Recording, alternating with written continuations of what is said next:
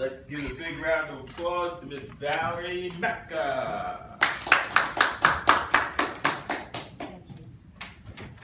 Good afternoon, Mr. President, fellow Toastmasters. It's an honor to be here today and presenting. My speech is on keep them laughing. As I started out working for a new agency, which is Office of Information Technology, my manager had said that it's important to dress for the job that you want, not the job that you have. So he said, regarding wearing a robe and slippers, it wasn't appropriate in the office. As I started in this agency about a year ago, I noticed that there were many people that were very friendly and very pleasant and very welcoming.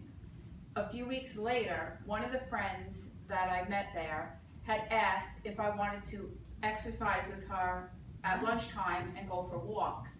And I said to her, why would I want to exercise? I know that it doesn't kill people, but what's the point? Then, a few weeks later, another girl had asked if I wanted to diet with her, and I told her that I already was on a diet, the seafood diet. I see food and I eat it. Seeing that this agency was so friendly and so welcoming, I decided that this would be a great opportunity to start a Toastmasters Club. In reading on the intranet, it stated that the leadership at this agency encourages groups and clubs to be formed. I figured I'd give it a try. I wrote a letter to the HR at my agency saying that I'd like to start a Toastmasters Club. What a great variety of people from diverse backgrounds and cultures, and how great it would be to start a club. To my surprise, shortly after that, I got a response back saying that yes, this is a great idea, this is something that they would like to do. Now it's close to July, and Treasury Toastmasters is starting to get selections and nominations for officer roles. And as I'm teetering back and forth, should I apply for being an officer or not? What if this agency starts to bring up the process for chartering this new club? How am I going to be able to do that and work full time and going back and forth?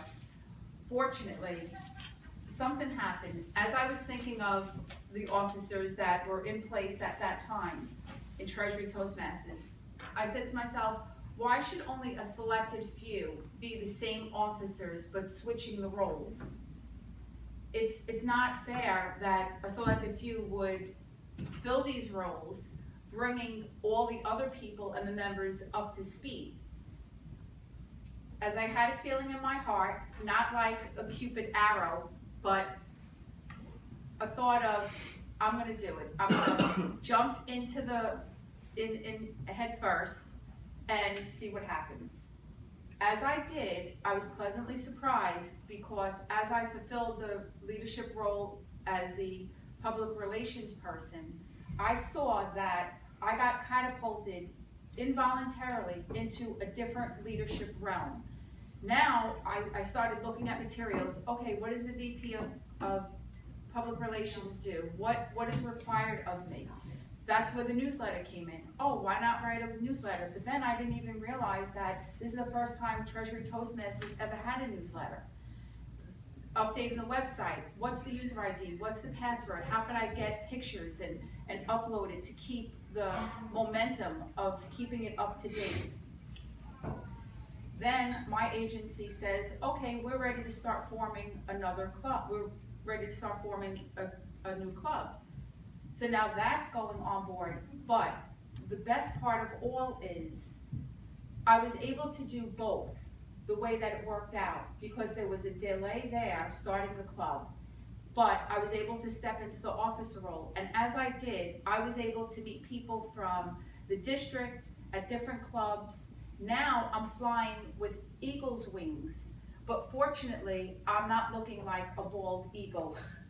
And it is just an amazing thing to become an officer and see what qualities and talents that you have that surface as you fulfill these roles. I definitely want to encourage anyone who has not been an officer yet to definitely step into that role and see how different you look at our club.